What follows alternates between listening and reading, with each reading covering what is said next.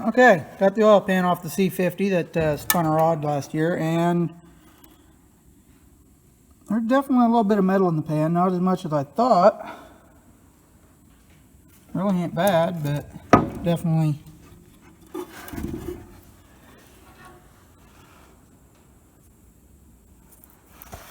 had some carnage happen. So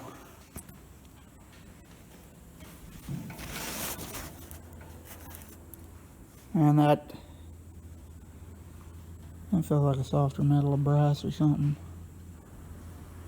So now I'll crawl back under there and wipe up and try to find which rod's loose. Pull one rod cap off for now and one main cap, so I can measure my bearing surface and know what I need to order for bearings. And as far as the rest of the engine looks, it looks like I got it shut down in time, and I'm going to be able to get away with rolling rods and mains in it, thankfully. Okay, laying underneath the truck, and don't worry about the rods looking kind of like crap. Looks like some of them might have got a little warm, but the rustiness is just because of condensation and the fact that the engine's been sitting for a year.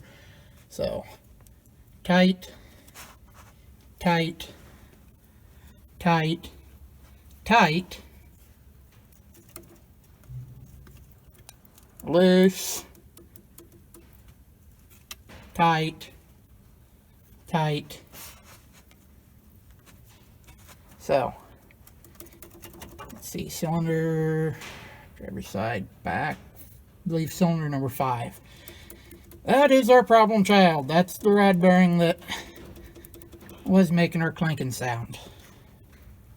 Everything else is tight. And all the main caps look good. This engine's not bad for a 50-year-old 327 untouched.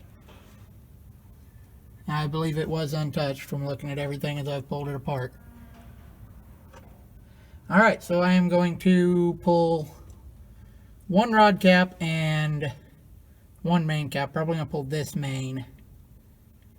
And pull the bearing, measure the bearings, and get some bearings ordered and roll rods and mains in this. And probably not going to film rolling them in because, well, I can't exactly hold a camera and work at the same time.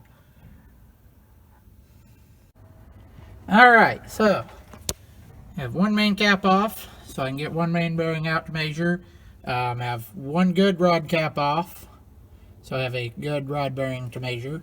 And went ahead and pulled cylinder 5, our problem child, because I wanted to make sure there was no crank damage, since there's a bit of bluing on that rod cap. That rod cap's a little blued. That bearing doesn't look as bad as I thought it would look. Bearing actually looks pretty good. Don't see any crank damage. There's no discoloration on the crank journal. I think I got lucky.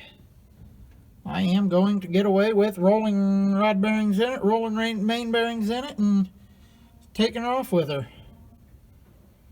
That is good. I am glad. I was worried when I saw how blued that rod cap was that there might be some discoloration on the crank. However, there's no discoloration on that crank journal. A little bit of wear on the side, but not bad. I'll get away with running it. Thank God.